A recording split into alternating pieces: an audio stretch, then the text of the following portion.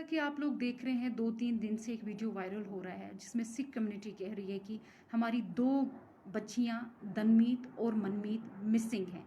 जिसमें मनमीत को तो ये वो बोल रहे हैं कि उन्होंने मनमीत को रिकवर कर लिया है और दनमीत जो है दनमीत स्टिल मिसिंग है। अभी भी दनमीत को हमें दिया जाए।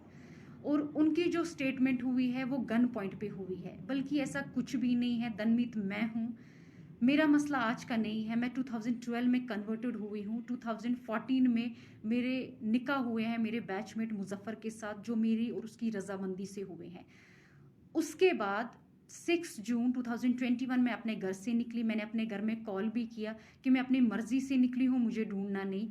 और विद इन 2 घंटे में पुलिस ने मुझे लोकेट कर दिया और सदर पुलिस स्टेशन बागात ले आए, जिसमें ऑलरेडी पूरी सिख कम्युनिटी और मेरी फैमिली वहां पर थी। उसके बाद एसएचओ ने मेरा स्टेटमेंट लिया, जो मेरा स्टेटमेंट सिर्फ ऑरल ले रहा था।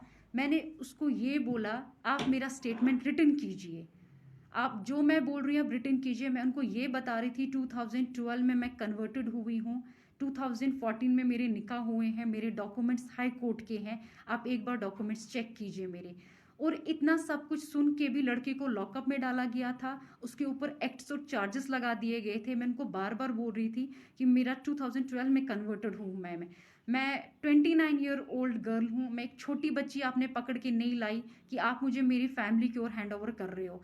वो उन्होंने मेरी फैमिली को बिना कोई मेरी स्टेटमेंट रिटन किए हुए मेरी फैमिली को मुझे दे दिया। मैं बार बार उनसे ये कह रही थी कि प्लीज़ आप मेरे डॉक्यूमेंट्स देखिए। उन्होंने मेरे डॉक्यूमेंट्स चेक भी किए, स्टिल उन्होंने मेरी फैमिली को मुझे हैंड ओवर कर दिया।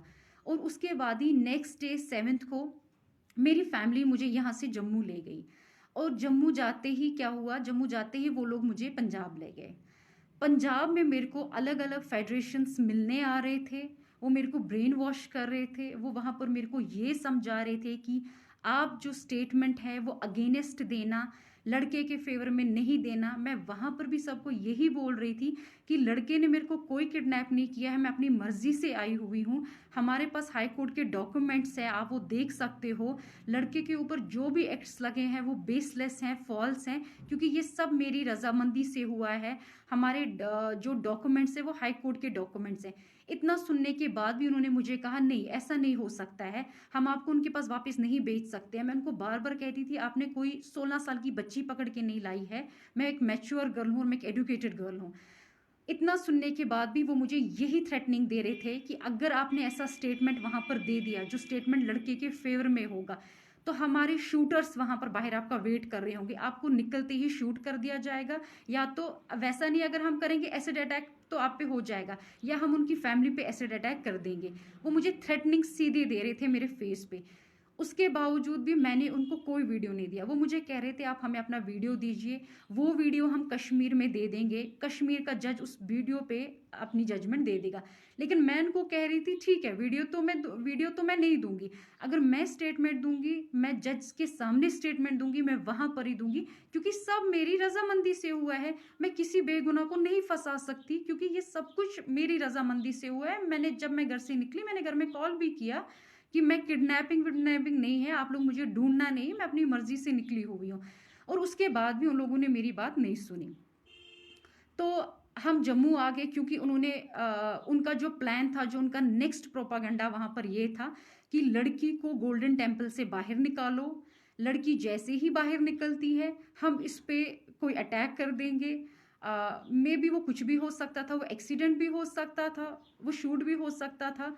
तो उसके बाद हम एक पोस्टमार्टम रिपोर्ट देंगे, जिस पोस्टमार्टम रिपोर्ट में हम ये मेंशन करेंगे कि ये एक सडन डेथ हुआ है, इस लड़की का हार्ट कोलैप्स हो गया है या इसको ब्रेन हेमेज हो गया है।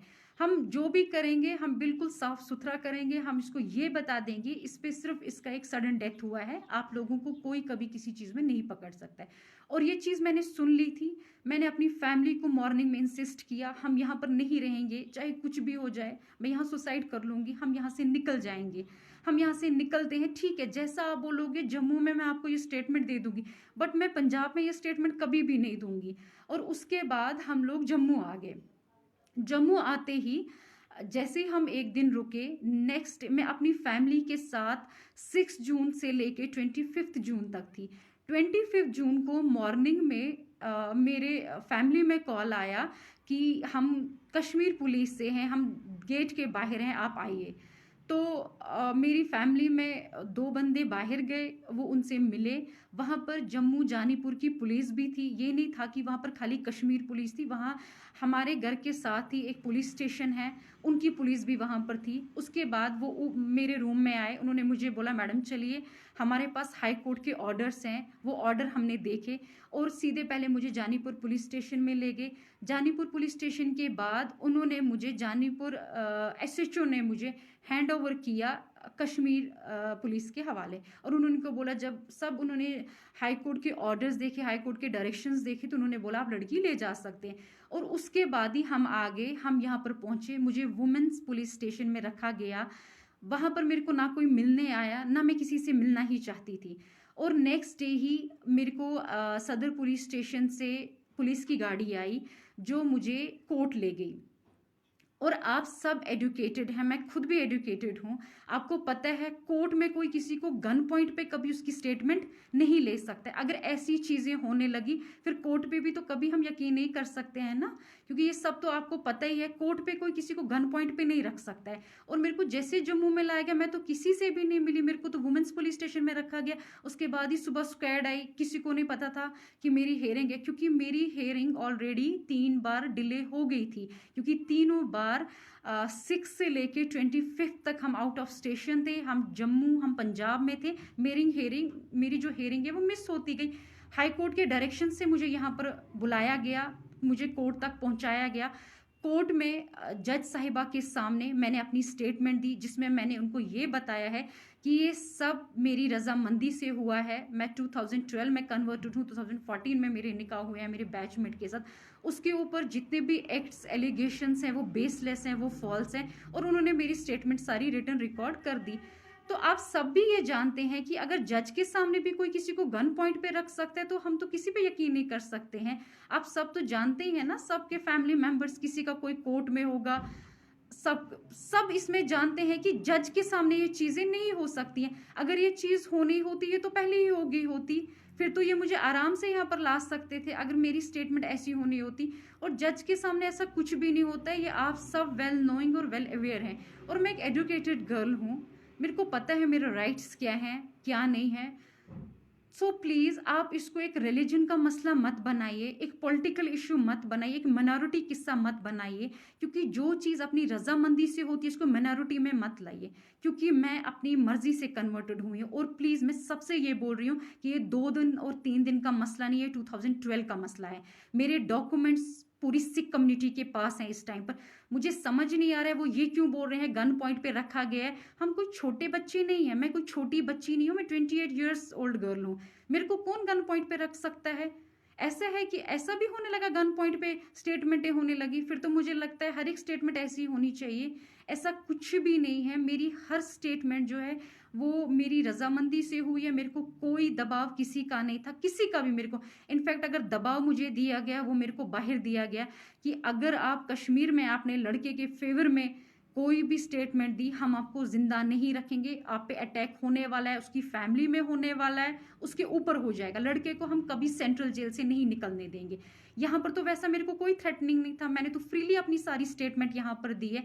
और प्लीज़ मैं आप सबसे ये बात बोलती हूँ, इसको प्लीज़ रिलीजन को बीच में मत लाइए, मिनॉरिटी को कम से कम बीच में मत लाइए, क्योंकि ये मिनॉरिटी का किस्सा नहीं। आप लोग प्रोपेगेंडा बना रहे हो, मिनॉरिटी में ऐसा हो रहा है वैसा हो रहा है, ऐसा कुछ भी नहीं है। मेरे को अपने राइट्स पता है, मेरे राइट्स क्या हैं। सो प्लीज़ आप ये चीज़ें मत इसमें कीजिए, मिनॉरिटी को बीच में मत कम से कम लाइए कि मिनॉरिटी को देके हमारी बच्चियों के साथ ऐसा हो रहा है वैसा हो रहा है। क्योंकि बच्चियां बच्ची नहीं है, जो बच्ची 28 ईयर्स ओल्ड गर्ल है उसको तो सुप्रीम कोर्ट के ऑर्डर्स है, वो अपने राइट्स खुद चुन सकती है। Right to religion, right to marriage, ये तो आप सब नोएंगे इस बारे में।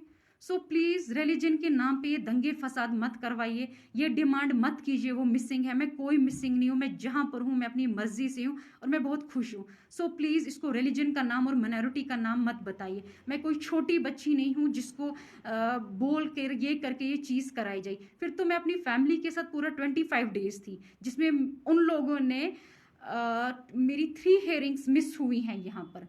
और फोर्थ हियरिंग में जब हाई कोर्ट के डायरेक्शन से तब मैं यहाँ पर पहुंची हुई हूँ। सो प्लीज़ आप इसको माइनॉरिटी का किस्सा मत बनाइए, इसको इतना बड़ा पॉलिटिकल इश्यू मत बनाइए। जो चीज़ अपनी रजामंदी से हुई है उस चीज़ को प्लीज़ आप लोग पॉलिटिकल इश्यू और रिलीजन इश्यू मत बनाइए। Okay, thank you.